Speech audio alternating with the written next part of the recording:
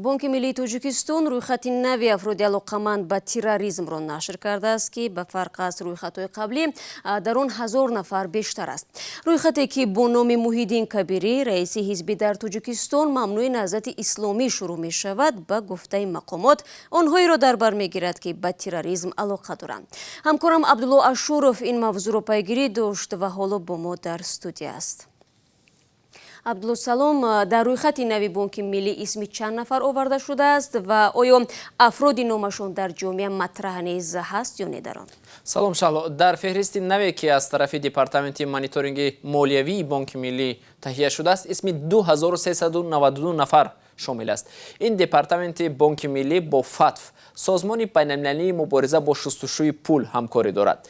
феҳристи созмонёфтаи шахсони алоқаманд бо терроризм ба созмонҳои молиявӣ ва ташкилотҳои қарзии кишварҳои узви ин созмон дастрас мешавад. бинобар ин феҳрист ягон ташкилоти молиявӣ дар Тоҷикистон ва ҳатто кишварҳои узви ФАТФ ҳақ надоранд ягон амалиёти молиявиро бо ширкати ин шахсон амалӣ кунанд. Барои мисол, ин нафарон наметавонанд дар бонкҳо сурат ҳисоб кушоянд ва ё ба Тоҷикистон пул интиқол диҳанд. рӯйхати нави Бонки Миллӣ охири ҳафтаи гузашта дар сомонаи расмии ин ниҳод нашр шуд. Дар садри ин рӯйхат мақомот исми Муҳиддин Кабирӣ, раиси ҳизби дар Тоҷикистон мамнӯи наҳзати исломиро ҷой доданд.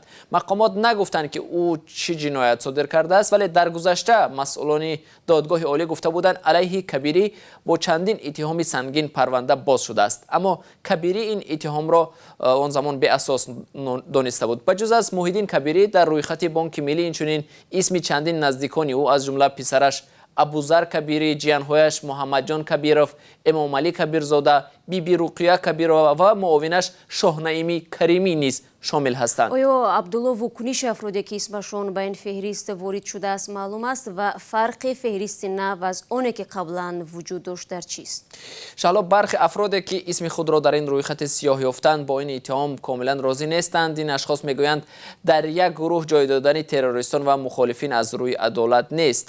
феҳристи сиёҳи Бонки Миллӣ асосан аз ду бахш иборат буд. якум нафароне ки бо терроризм ва дуввум шахсоне ки ба экстремизм алоқаманд ҳастанд. тағйироти дигар ин аст ки Бонки Миллӣ рӯйхати ашхоси алоқаманд бо экстремизмро аз сомонааш тоза кардааст. дар рӯйхате ки то ҳафтаи гузашта дар сомонаи Бонки Миллӣ мавҷуд буд, 122 нафар аз ҷумла Додоҷони Атовуллоев, рӯзноманигори мухолифи давлат ва Шабнам Худойдоваро низ шомил буданд. ҳанӯз маълум нест ки пок шудани рӯйхати шахсони ба экстремизм алоқаманд аз сомонаи Бонки Миллӣ ба чӣ маъност? яъне оё муомилаи пулии бонкҳои Тоҷикистон бо ин афрод иҷоза шудааст ва ё ин феҳрист аз нав интишор дода мешавад? масъулони Бонки Миллӣ дар ин бора шарҳе намедиҳанд. хуб, ташаккур Абдулло барои суҳбати фарогир.